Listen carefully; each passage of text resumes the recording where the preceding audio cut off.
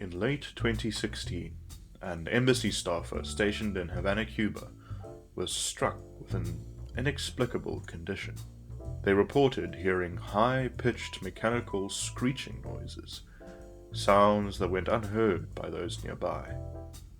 Other symptoms soon followed: a headache, a nosebleed, and overall debilitating discomfort and confusion. A few days later, 2 similar cases were reported, the mechanical sounds being the most distinct similarity. As time went on, more and more diplomatic agents reported similar symptoms, and the phenomenon was given a name: Havana Syndrome.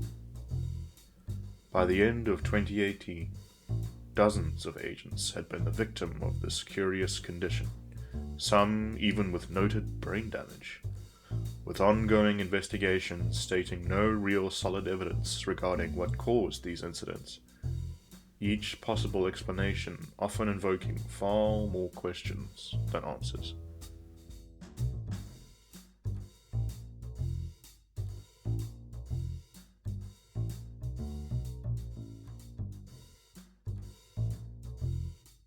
Havana Syndrome is one of those phenomena which encourages the more conspiratorial interpretation.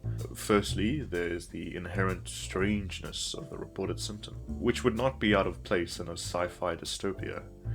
Foreign agents being struck down with psychotic delusions, the high-pitched screeching of alien weaponry overloading their senses. Then there's the political element, the essence of an international thriller, where foreign powers gleefully test out their experimental technology on opposing pawns. Our protagonist privy to a secret global arms race where national leaders play a dangerous game of human chess. Always the threat of escalation hanging in the balance. Finally, the possibility of mass psychosis exudes an almost Siegel or Romero-like horror tones. One by one, more and more succumb to the terrifying virus. For once you hear their metallic screams, you're as good as dead, your body now puppeted beyond your control, carrying out their nefarious plans for world domination. But we are getting ahead of ourselves. Let's then start with the most grounded of explanations and slowly work our way up the conspiracy chain, starting with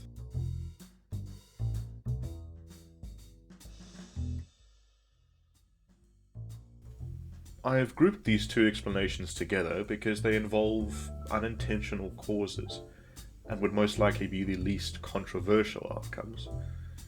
The first theory places the fault on faulty Cuban listening devices, or possibly the interference of other devices with them. In a paper written by students of Sejong University and Michigan Tech, evidence is provided to this idea, as they were apparently able to reproduce the recorded acoustic spectral plots by creating 2 inaudible ultrasonic sources to mimic the listening devices, and having their signals interfere with each other. Their conclusion is that if ultrasound was the cause, then it's also possible that it was a result of this unintended interference. There are caveats to this explanation, of course, detailed in the paper. The integrity of the original recordings could be questioned, as the ones reported on by AP News seem to have been re-recorded and played through various speak mediums. There is also the question of the reported symptoms, as the ability of these ultrasonic emissions to cause neurological damage is still questioned, and it's not known if the sounds heard were also just a symptom or the cause of the discomfort. However, the ultrasound theory does explain how it's possible that some heard noises while in the same room as others who did not. It is well known that audible sounds typically propagate omnidirectionally and are difficult to confine to parts of a room. In contrast, ultrasound tends to propagate within a narrower beam than audible sound, and can focus a beam towards a more specific area. News reports cited diplomats discussing sounds that were narrowly confined to a room or parts of a room. This type of observation is strongly correlated with ultrasound. This also provides an explanation as to why it occurred in the homes of some diplomats as well, but not in some parts of the embassy, Cuban officials are not given entry to those parts, while the homes of the diplomats were provided by the Cuban government, thus the presence of listening devices. Staying in the realm of unintended harmful noises, our second theory involves various cricket species being the source of the high-pitched sounds. In a paper by Stubbs and Montialegres, it is suggested that the Indies' short-tailed cricket is the origin of the noise, as it matches the aforementioned AP recording in many key aspects, such as the pulse repetition rate, power spectrum, pulse rate stability, and oscillations per pulse, as well as exhibiting frequency decay in individual pulses, a distinct acoustic signature of cricket's sound production. Quick editor's note, I forgot to introduce the actual recordings here. So what you're about to hear is the AP News recording of the actual noise heard by the diplomatic agents. Also note that the AP News recording is a recording of a soundbite recording, so take it with a grain of salt.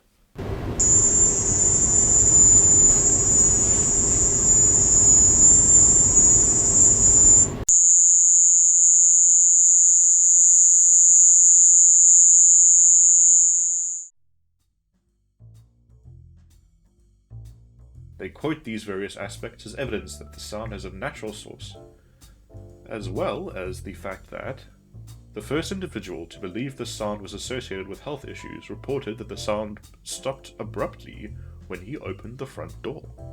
This, and other reports of the sound abruptly stopping with movement in a room, are also consistent with an insect stopping a call when threatened. Of course, this theory doesn't answer why the sounds seem to be heard by singular individuals, as well as the resulting physical symptoms. In addition, the sound stopping when movement occurred could also be evidence that it was highly targeted, or that the subject moved out of range of the device in question. One could argue that those at the agency were not used to the sounds of the native wildlife and thus were uniquely affected by these noises, but how that developed into the symptoms described is still unknown. Both these theories fail to elaborate on the noted physical symptoms experienced by the agents in question, and tend to focus purely on the possible sources of the strange noise, rather than the resulting aftermath. For that explanation, we must turn to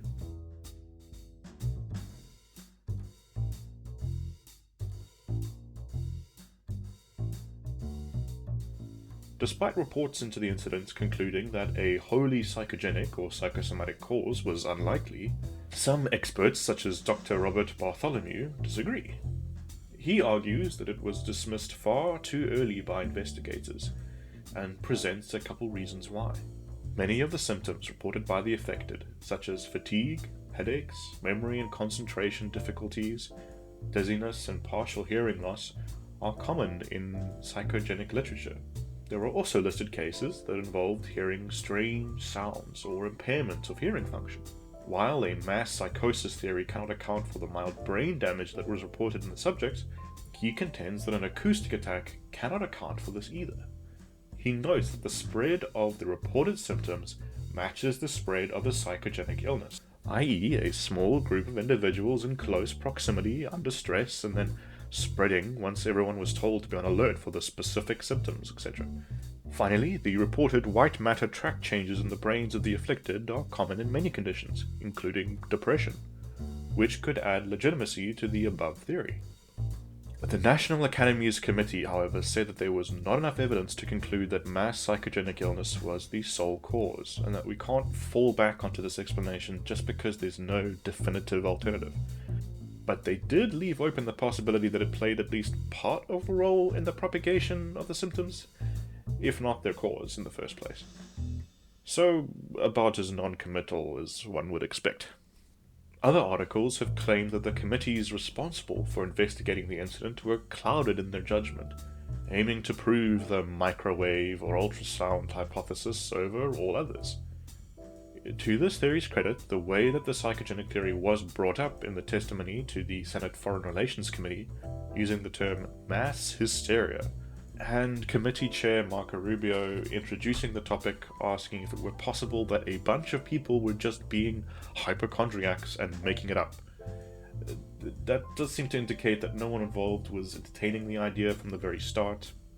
they were chasing far more sinister possibilities, which leads us finally to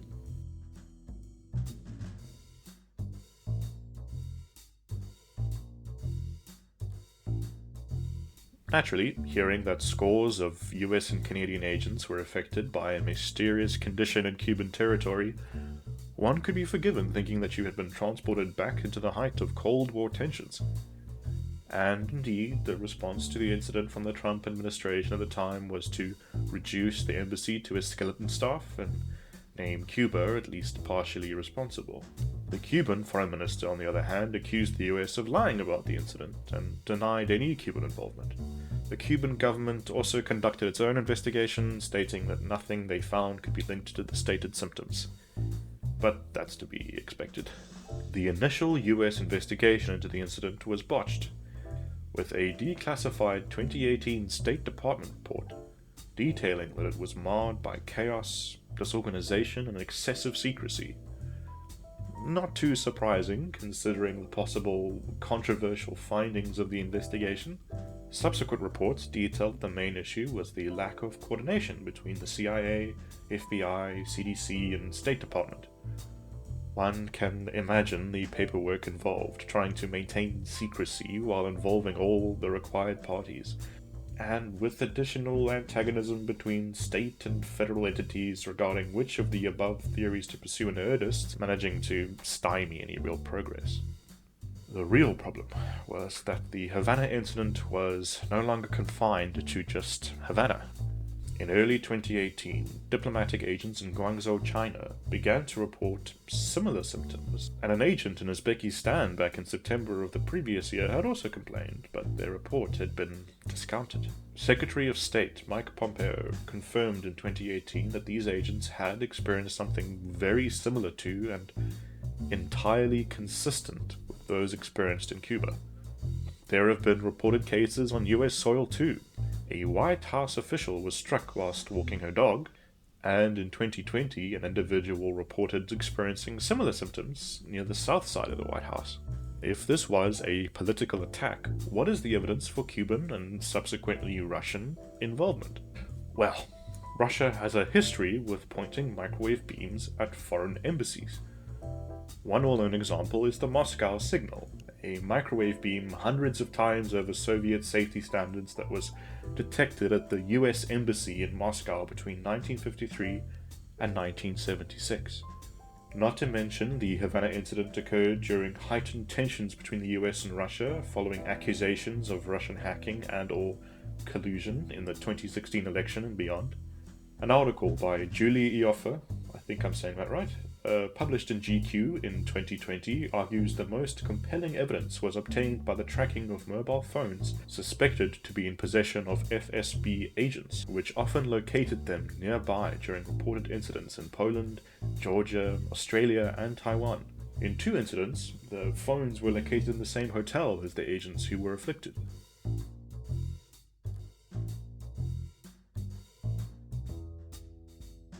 A peculiar set of symptoms, all experienced by roughly 130 total individuals, with around 50 affecting CIA personnel and the rest being primarily US military personnel, State Department personnel, and their family members, leading to debilitation and sometimes even lasting brain damage. These attacks appear very targeted, as they often occur at the agents' homes as well as at embassies, and can be experienced by a single individual in a room among others who remain unaffected. The noise heard by the diplomats is similar to calls made by native cricket species, but can also be replicated by 2 monitoring signals interfering with one another, which could explain their targeted nature. The spread of the reports following the initial incident can be compared favorably to similar patterns of psychogenic or psychosomatic illnesses or mass hysteria, and the majority of reported symptoms are just like those reported by those suffering from such a condition. Brain damage and white matter tracking cannot be explained by any of these explanations, though the latter can be common in conditions such as depression. As for a possible attack, it's not impossible for a microwave or ultrasound attack to have been performed by Cuban or Russian agents, as Russia has a history with microwave experimentation, as well as other experimentation. See my Russian sleep experiment video.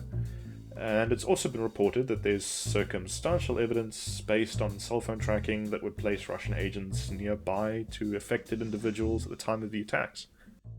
Got all that?